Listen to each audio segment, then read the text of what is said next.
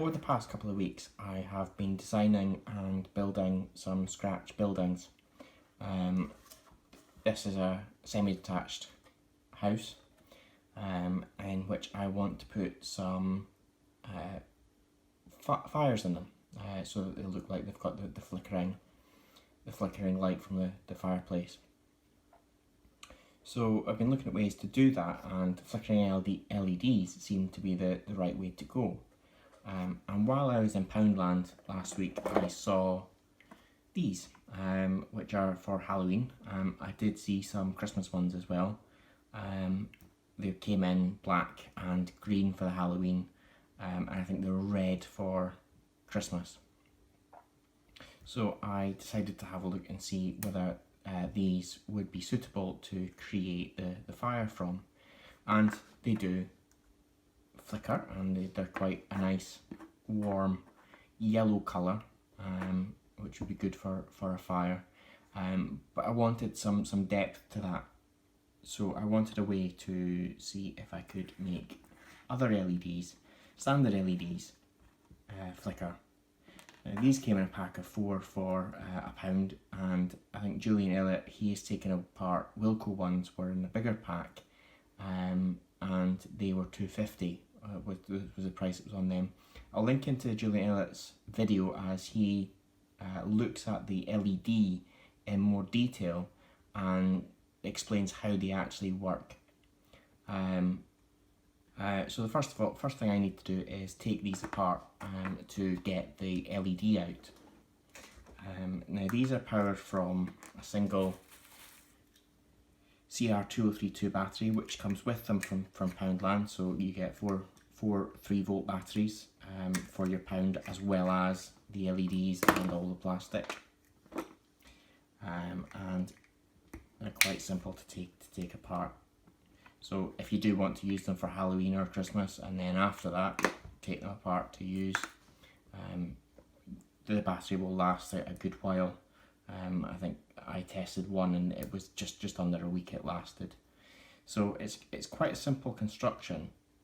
The LED is just a bare LED. There's no other circuitry to it. It comes out very simply. What I need to do is I need to set it up so it's going to work with my DCC supply. So I have a small power supply which attaches to my DCC bus, which gives me 9 volts, which is enough to run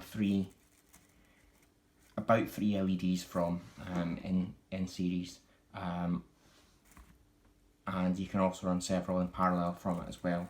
But in this instance, I just want to run the 3 in series to create what looks like a flame.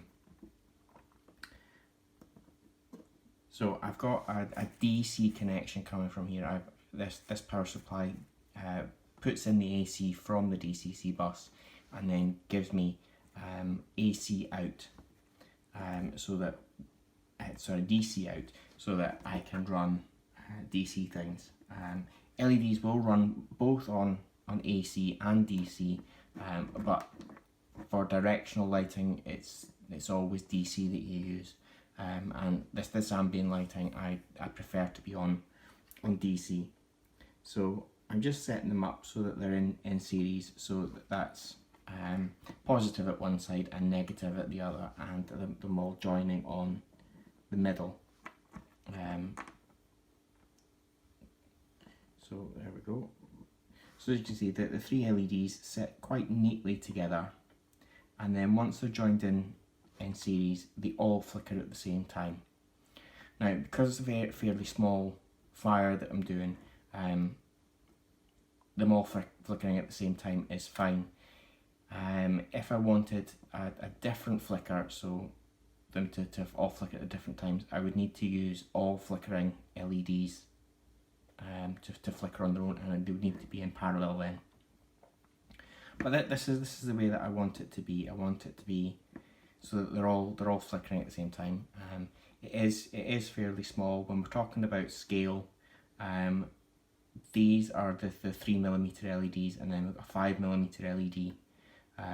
They overlap slightly, so you're looking at around about 7 or 8 millimeters wide, which is just under 2 foot when you look at the 4mm scale. So that is the circuit. That's all I need. The power supply gives me the right voltage for the 3 LEDs. If I only wanted the 2 LEDs, I would need to put a resistor in series, or if I wanted them in parallel, so I wanted an LED to be on constantly with just the 2 other LEDs, then I would need to have a resistor there as well.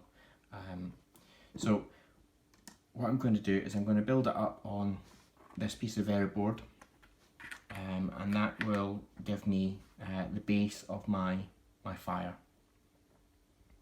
So the layout is going to be exactly the same as it is here on the strip board. So we'll have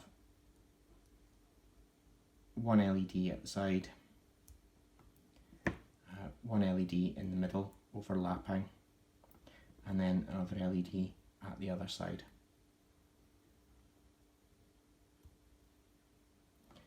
So as you can see, the 5mm LED is slightly higher.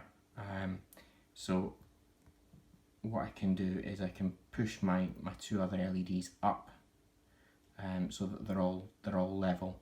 The red I want to be quite low down anyway. I want that to be the base of the fire, the deep red, and then the 2 larger, the 2 yellows being at the top, which gives me the correct look.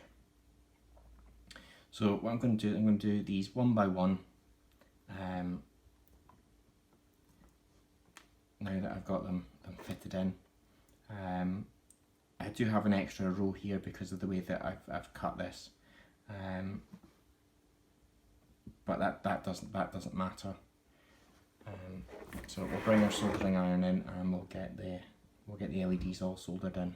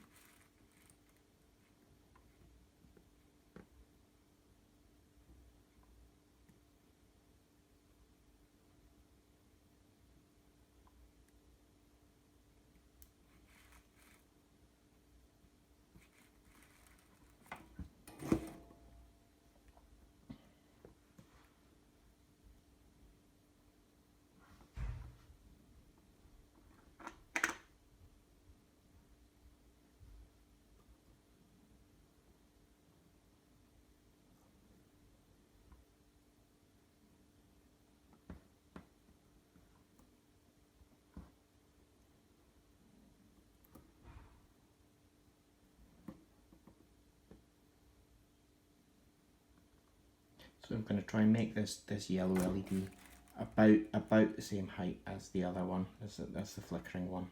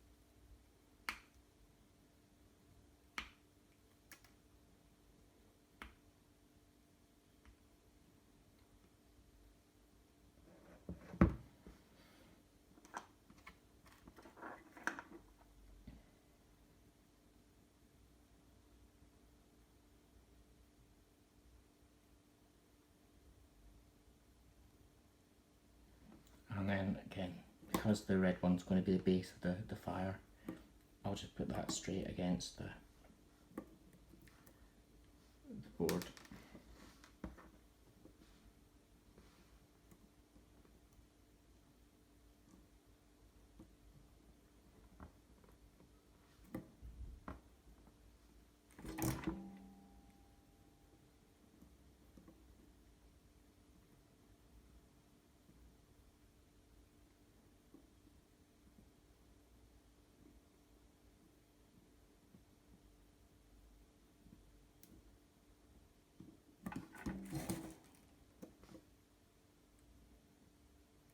So there we are, that's our LED. So the yellow one is just a little bit off the board.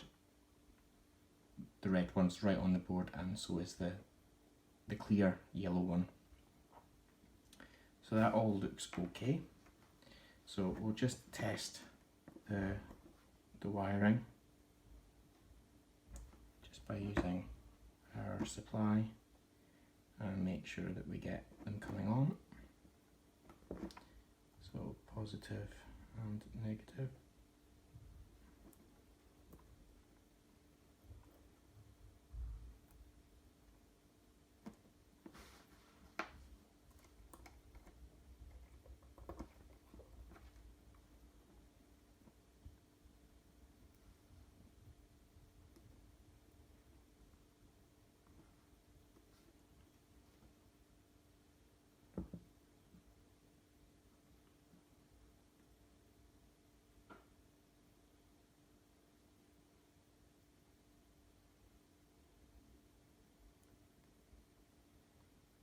And that gives us a nice little cluster of LEDs.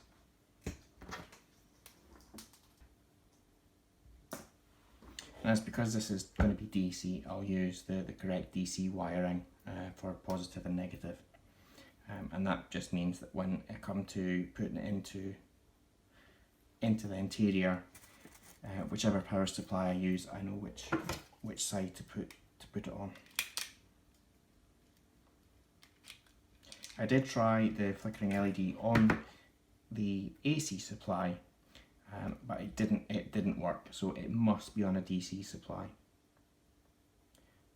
Again, I think the reasons for that will be covered, or were covered in Julian Illett's video, which is well worth watching.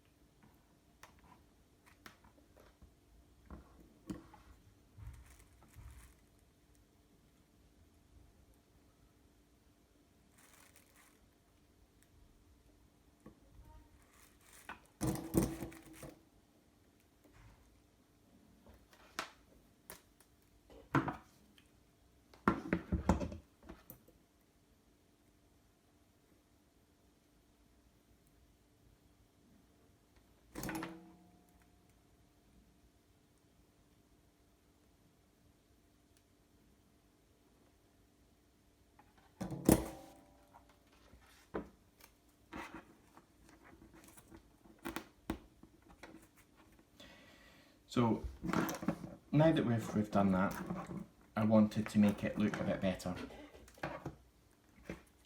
And the way to do that, I thought initially would be to use paper. But the paper seemed to be a bit too thick, and it didn't give me the effect that I really wanted from the fire. So I'll just get this across the supply just so we've got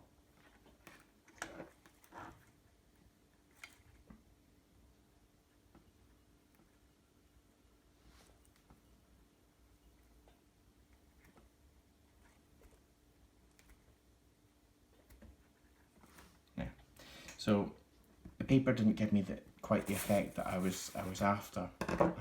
And then I was looking for other things to diffuse the light, and I saw this this rubbish bag. It's very, very thin. It's a swing bin liner, and just putting it across the top, you can just see the effect that that gives. So just cut. So it's fairly cheap and effective.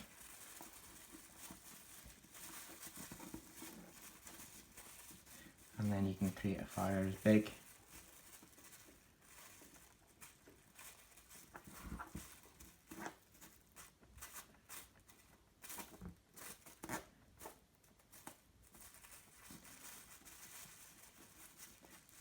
or as small. Just little fire, which would be right for putting inside.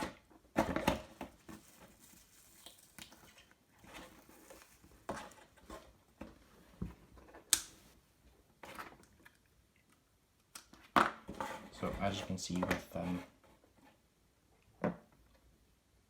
with no internals, the fire is lighting up the entire house, so it'll light up a single room quite effectively, I think, and look like a real fire.